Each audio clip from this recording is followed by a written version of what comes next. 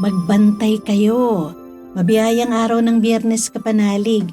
Kapistahan ngayon ni San Agustin, Obispo at Pantas ng Simbahan. Pagbati po sa mga kapatid nating Agustinians at lahat ng deboto ni San Agustin. Sister Rose agtarap po ng Daughters of St. Paul para sa mabuting balita.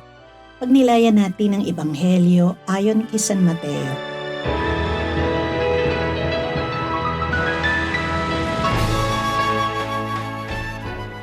Sinabi ni Jesus sa kanyang mga alagad, Tinutukoy ng kwentong ito ang mangyayari sa kaharian ng langit.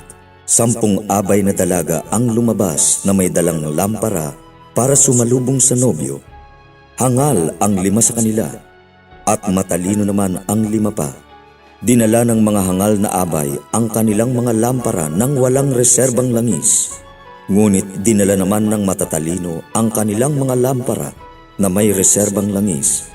Natagalan ang nobyo, kaya inantok silang lahat at nakatulog. Ngunit ng hating gabi na, may tumawag. Dumarating na ang nobyo! Lumabas kayo at salubungin siya! Nagising silang lahat noon at inihanda ang kanilang lampara. Sinabi ng mga hangal sa matatalino, Bigyan naman niyo kami ng inyong langis, dahil mahina na ang ningas ng aming lampara. Sumagot ang mga matatalino, Baka kulangin ang langis para sa amin at para sa inyo. Mabuti pang pumunta kayo sa mga nagtitinda at bumili para sa inyo. Nakaalis na sila para bumili nang dumating ang nobyo. Ang mga handana ay sumama sa nobyo sa kasalan at isinara ang pinto. Pagkatapos ay saka dumating ang iba pang mga dalaga at tumawag. Panginoon! Panginoon! Pagbuksan kami! Panginoon! Ngunit sumagot siya, Talagang sinasabi ko sa inyo, hindi ko kayo kilala. Kaya magbantay kayo, sapagkat hindi ninyo alam ang araw o ang oras.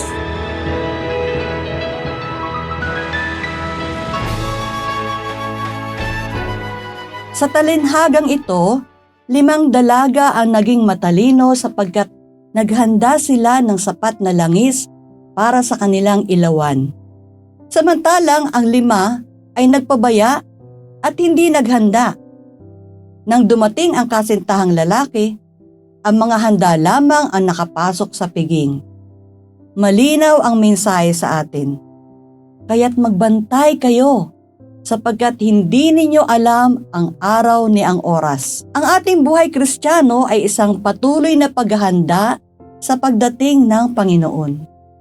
Ang langis sa ating ilawan ay maaaring ang ating pananampalataya, panalangin, pagmamahal at mabubuting gawa.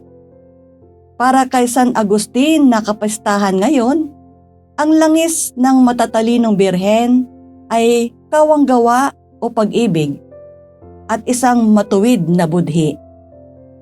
Ipanaliwanag niya na ang panloob na langis na ito ang kumakatawan sa mabubuting gawa dahil sa dalisay na pag-ibig sa Diyos. Sa halip na para sa papuri ng tao, manalangin tayo.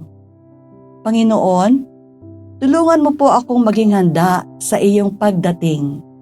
Punuin mo po ang aking puso ng pananampalataya, dalisay na pag-ibig at tapat na paglilingkod sa iyo at sa aking kapwa. Huwag mong hayaang mapundi ang ilawan ng aking pag-asa at pagmamahal. Amen. Mga kapanalig, maraming salamat po sa inyong suporta sa aming misyon, lalong-lalo na sa aming mga donors at subscribers.